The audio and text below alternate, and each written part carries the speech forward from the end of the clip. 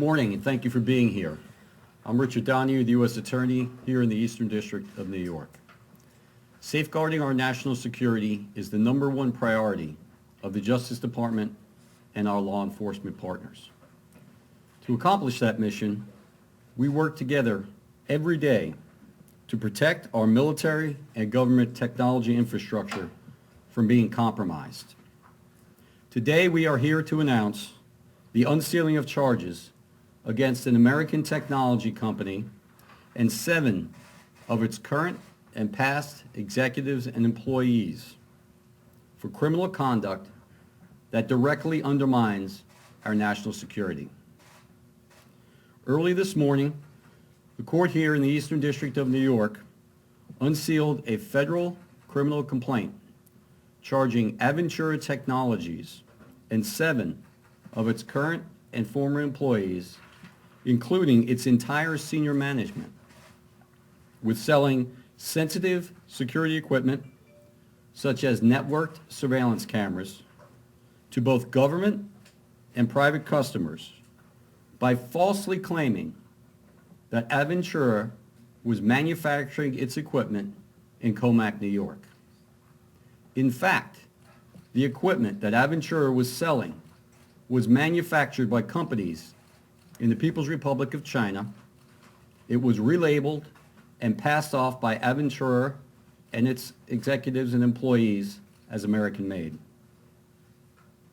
As they operated this scheme for more than a decade, the owners and operators of Aventura grew rich, trading our national security for personal profit. I do want to note that the criminal complaint is an allegation and that all of the defendants are presumed innocent unless and until proven guilty. I want to first thank the Assistant United States Attorneys, Alexander Minlin, Ian Richardson, Kayla Bensing, and Claire Kadeshian, for their extraordinary work and leadership in this case. I also want to thank our partners for their close cooperation in this exemplary instance of interagency effort.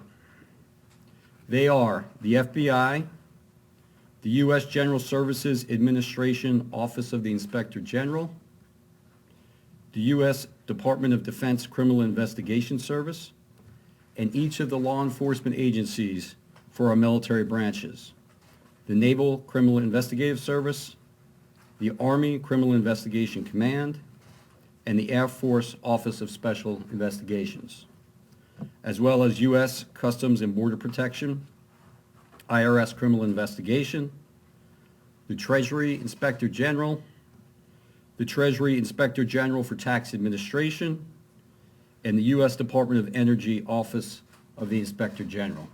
You'll be hearing from several of those partners in just a few moments. In addition to Aventura itself, the individuals charged in the complaint are Jack Cabasso, Aventura's de facto owner and operator, Francis Cabasso, his wife, and Aventura's purported owner and chief executive officer, and its senior executives, Jonathan Lasker, Christine Lavone Lazarus, and Eduard Madalik, as well as current employee Wayne Marino and recently retired employee Alan Schwartz. As charged in the complaint, for more than 13 years, Aventura has imported network security products from PRC manufacturers and resold them to U.S. military and other government installations while claiming falsely that they were American-made. Some of these PRC manufactured systems had known cybersecurity vulnerabilities. The vast majority of that PRC-made equipment was imported into the United States at John F. Kennedy International Airport. The investigation revealed that Aventura received approximately 1,000 shipments from the PRC of sophisticated electronic equipment since 2010, and that the company has sent millions of dollars to the PRC as payment for that equipment. Because of misrepresentations made to the U.S. government, Aventura was paid tens of millions of dollars for Chinese manufactured surveillance systems that ended up on Army and Air Force bases, in Department of Energy facilities, on Navy installations, and even on U.S. aircraft carriers. Ventura similarly deceived private customers in the United States and abroad who paid a premium for what they believed to be American-made goods. In the course of this scheme, Aventura not only defrauded its customers, but also exposed them to serious known cybersecurity risks and created a channel by which foreign adversaries and other actors could potentially access some of our government's most sensitive facilities and computer networks. As alleged in the complaint, the defendants conspired with PRC manufacturers to modify their products to conceal the fact that they had been manufactured in the PRC. The sophisticated techniques used by the defendants to conceal their crimes presented unique challenges for the investigators. The defendants went to extraordinary lengths to perpetrate this fraud, including modifying the markings on circuit boards and even removing identifiers included in the software code used to operate the systems. In some cases, the products were imported to the United States with fake made in the USA labels already affixed to Chinese-made equipment. As you can see on the first board here to my left, the shipping crates indicate that the equipment inside is made in China. However, the equipment inside is fraudulently labeled as made in the USA. Despite the flags and the made in the USA markings on the equipment itself, the investigation clearly revealed that that surveillance equipment was made not in Comac, but in China. In carrying out this scheme, the defendant Jack Cabasso was so brazen that he actually complained to U.S. government officials that competitors were carrying out the very same fraudulent scheme that he was perpetrating.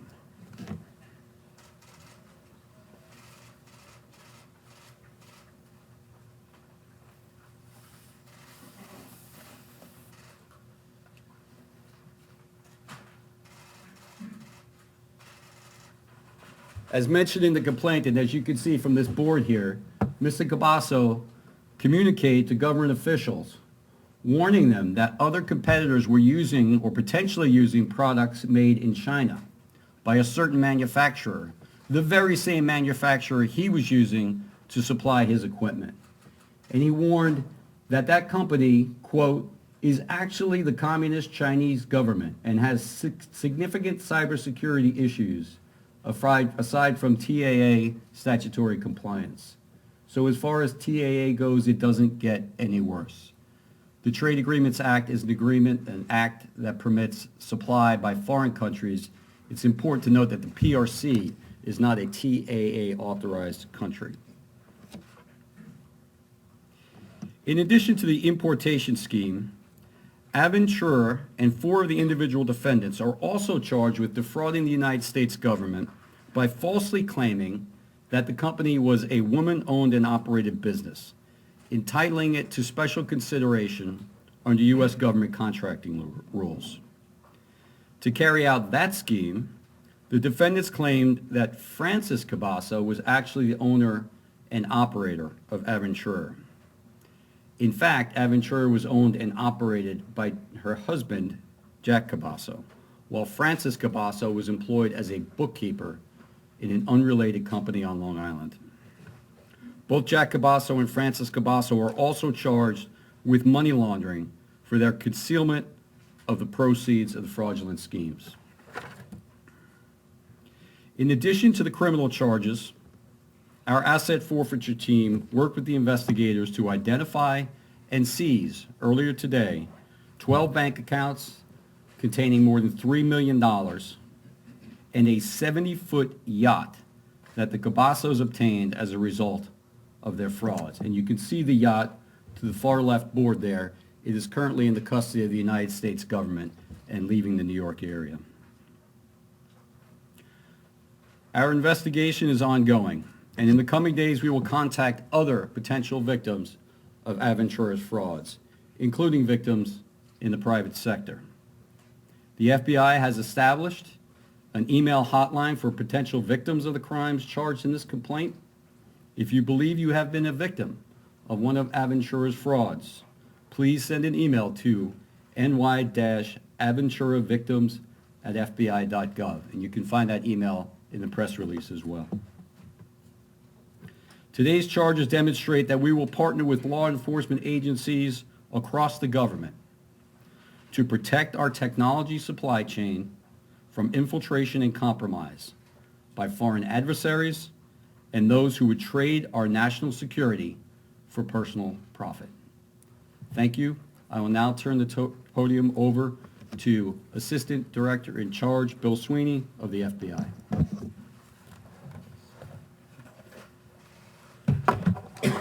Thanks, Rich. Good morning, everybody.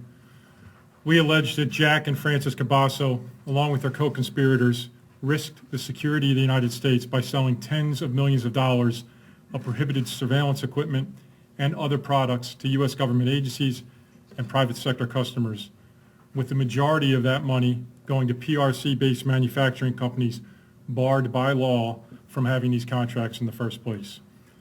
They did it all for one reason and one reason only: to make money.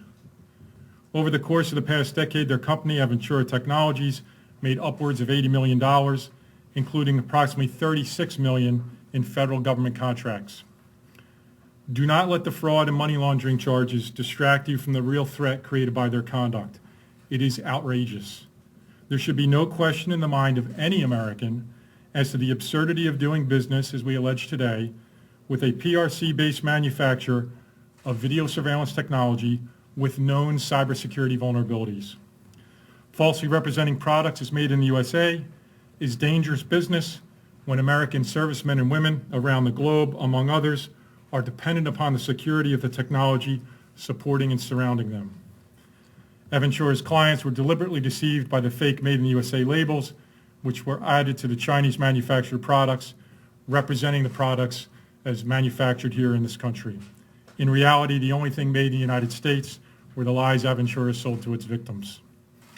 If there are any other vendors out there who are considering cutting corners like the Cabassos, today's announcement should serve as a warning to you.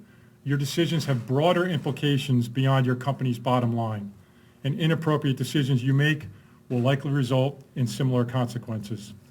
Many thanks, Rich, to you and your team. Your work was outstanding. Thanks to all the agencies that are represented by the leadership here today.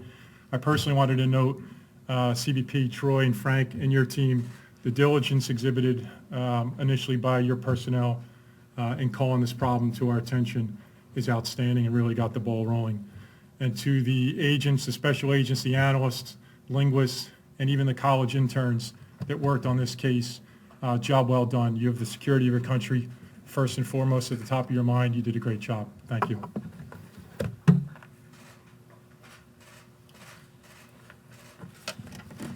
Good morning. My name is Joseph DeToria. I am the Special Agent in charge with the U.S. General Services Administration, Office of Inspector General, New York Field Office.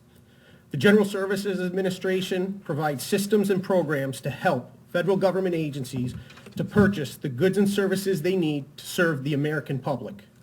This investigation was initiated by the Office of Inspector General in 2017 as a result of a complaint submitted to GSA OIG's hotline that Aventura Technologies Incorporated was lying to the government, claiming products sold to the U.S. government were made in America when in fact they were actually manufactured in China. Our joint investigation not only established probable cause to substantiate these allegations, but uncovered other potential criminal schemes involving the subjects arrested today. It is vital GSA's acquisition systems and programs have integrity and be free from manipulation and corruption. GSA contractors must be honest and forthcoming when doing business with the U.S. federal government. Today's allegations are not about technical errors in a database or on a form. nor are they about an administrative violation. This investigation is about corrupt behavior, a conspiracy to intentionally break the law and deceive the government in order to improperly obtain and illegally profit from federal government contracts. The GSA Office of Inspector General, with our law enforcement partners and the United States Attorney's Office, will continue to investigate fraud, corruption, and other financial crimes impacting GSA, with particular emphasis on products that endanger the safety and welfare of the government employees or compromise government infrastructure and systems. We encourage anyone with knowledge of wrongdoing involving a government contract or government contractor to report such to GSA's Office of Inspector General for investigation. Thank you for your time.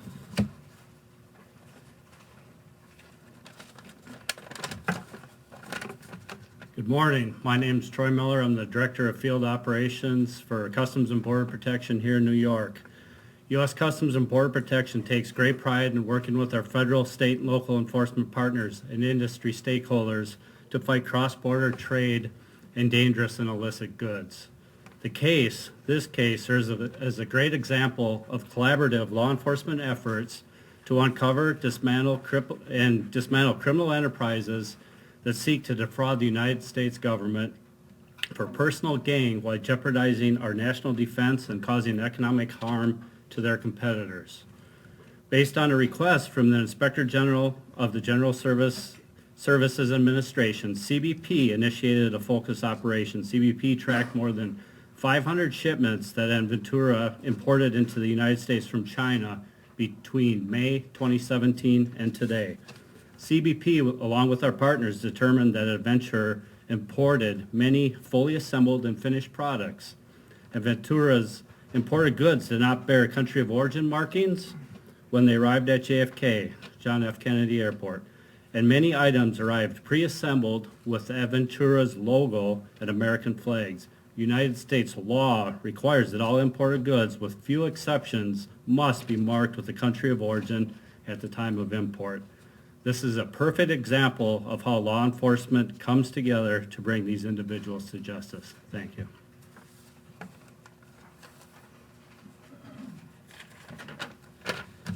Good morning, everyone.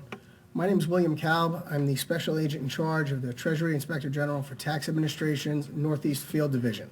The TIGTA Office of Investigations is charged with the detection, investigation, and prevention of fraud, waste, and abuse within the Internal Revenue Service and Internal Revenue Service programs, including the federal contract and procurement process.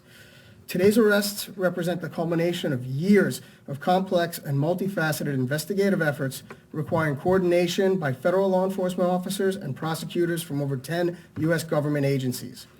These defendants fraudulently line their pockets with millions of dollars in taxpayer funds while potentially placing the security of the United States in jeopardy.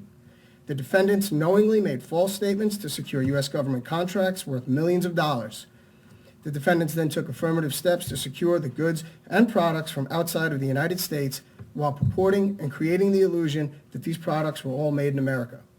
The TIGTA Office of Investigations is committed to working independently and with our law enforcement partners to root out this type of fraud from the government contracting and procurement process. I want to thank U.S. Attorney Donahue for his steadfast support and that of his talented prosecutors that they all gave to this investigation, and to our law enforcement partners as well. Thank you all.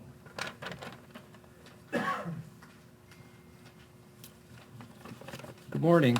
My name is John Pesnicek. I'm the Acting Special Agent in Charge, IRS Criminal Investigation, New York Field Office.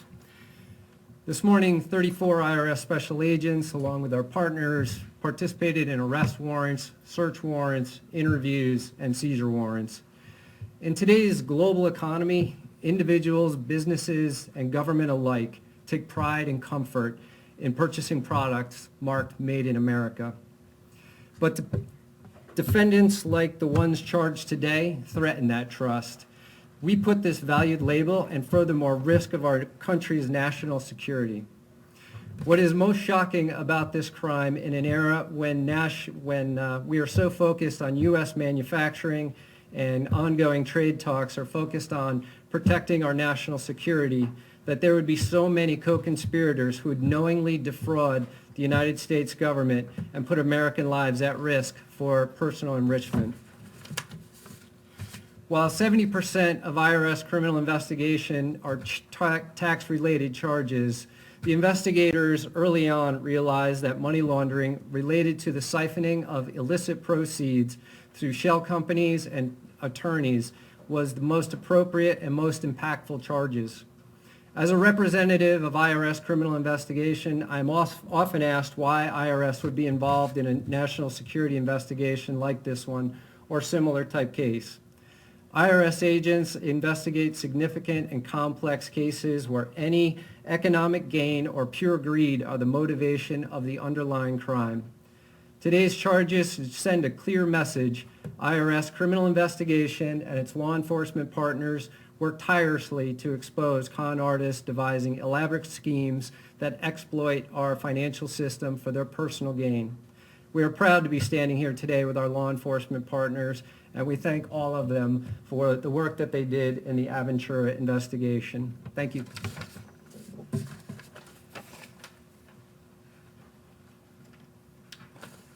Good morning. My name's Leo Lamont. I'm the Special Agent in charge of the Naval Criminal Investigative Service Northeast Field Office.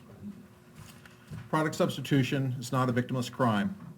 It is a serious offense that puts our brave men and women in uniform at risk. These service members are putting their lives on the line every day, and they need to have confidence in their weapon systems and equipment they are issued, and it will not fail them at the worst possible moment. Our sailors, Marines, and other armed service personnel deserve to have the equipment that meets the highest standards and safety and performance. Counterfeit and substandard parts and components simply cannot be depended upon. American taxpayers are also victims. The flagrant and wrongful misuse of taxpayers' dollars erodes the public trust and jeopardizes the Department of Navy's efforts to obtain the best technology and equipment for our sailors and Marines. Investigating product substitution and mitigating risks to the Department of the Navy supply chain is a top priority for the Naval Criminal Investigative Service. NCIS will continue to aggressively seek out and combat fraud in all forms that impact the Department of the Navy. Thank you.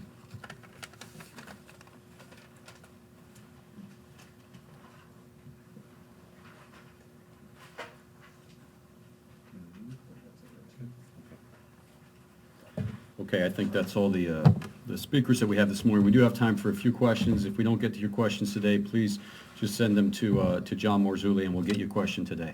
Ma'am. We noticed in the press release that it was a member of the military who noticed something odd with the body cameras. I believe it was the Air Force. Can you explain how this was all unraveled initially? Yeah, well, there were a couple different ways that this was brought to the attention of the investigators, but you're right, there is an explanation in the complaint, and I'll stick to the four corners of the complaint, but essentially there it says that one of the members of an Air Force security unit noticed that there was an image in the software that related to a Chinese security service. And so obviously that raised some questions. Why would there be an image of a badge of a Chinese security service uploaded into the software of an American camera? And that led to the inspection of the camera, and the inspection revealed, as inspections throughout the course of the investigation revealed, that that equipment was actually manufactured in China and that the software was from China. Sir? If you can explain, if you just take the next step, what was sold here and how might this have put service members and the security of the country in jeopardy? Again, I'd have you take a look at the complaint, which lays it out in more detail, but essentially what you're talking about are network surveillance systems. So you're not just talking about a standalone camera that was manufactured in China.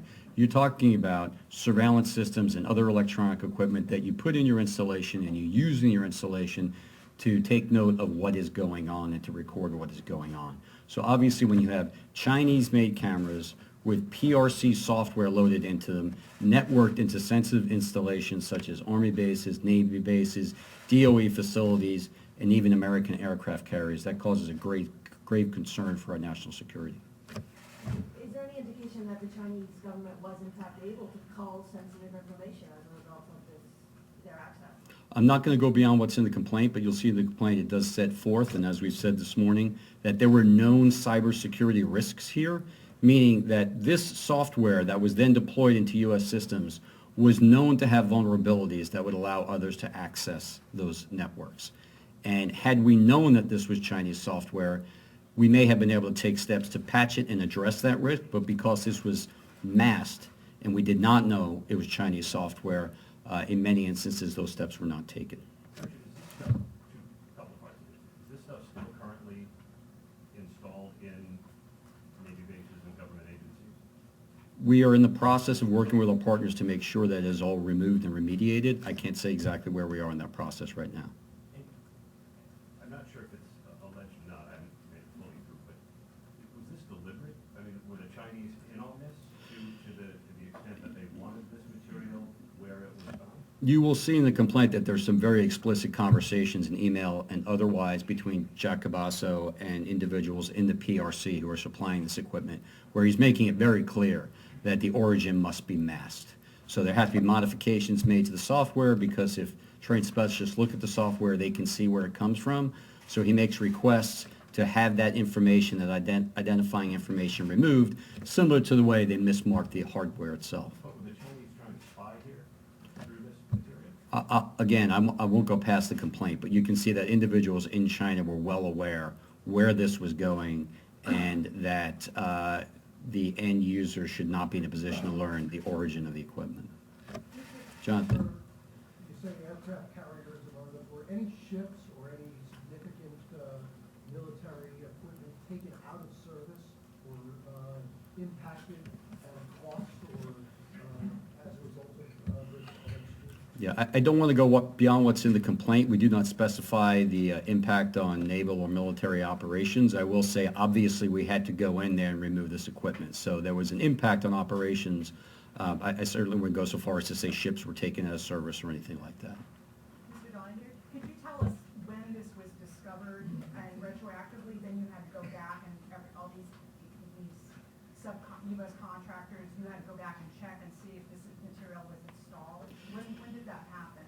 You know, the investigation has taken a number of months. I think the complaint might give you a better understanding. I believe it was CBP who first recognized the scope, the scale, and the nature of the problem, and then brought in a larger team to address it.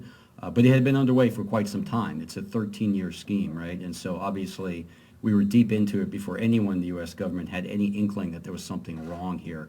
And that required us to go back. And then for some certain short period of time, we also had to let shipments go through. So for instance, the shipment on the board that I showed you previously was a shipment that came through JFK that was intercepted, opened, marked in ways that the recipients would not be able to recognize, and then allowed to proceed so that we could then see them ultimately delivered to the end users in U.S. facilities and confirm that, in fact, those were the pieces of equipment that Aventura brought from China. Is there an optimistic that that would claim that other companies are doing the very same scheme? There's nothing in the complaint about that, and we don't have any information about that today, but I just think it is interesting to show the brazenness of the scheme, that he is accusing others of using the equipment that he himself is submitting to the U.S. government. A follow-up question to that. Are you confident now that the compromise or any problems with the cybersecurity concerns are alleviated or have been addressed as a result of this case? We executed a search warrant this morning at Aventura. We already have a lot of their business records, but we're certainly going to be going through those to make sure that we are aware of any shipments that they have brought to the U.S. and run those down and remove or remediate. Mr. Doniger, is there any connection between the allegations here and any activity on behalf of the Chinese government itself? There are no allegations in the complaint about the Chinese government itself, and we're not making any today. Obviously, it's a grave concern to the United States that infrastructure is compromised by hardware and software made in the People's Republic of China. All right, maybe one more question, sir? Did Aventura actually produce anything, or did they just repackage surveillance equipment from China? As far as we can tell at this point, Aventura simply ordered it from the PRC. They relabeled it, repackaged it, and sent it off to U.S. government and private customers. All right, again, thank you all for being here today. If you have any further questions, please direct them to John Marzulli and we'll get you an answer. Thank you, and once again, thank you to the Assistant United States Attorneys and our great partners who made this case.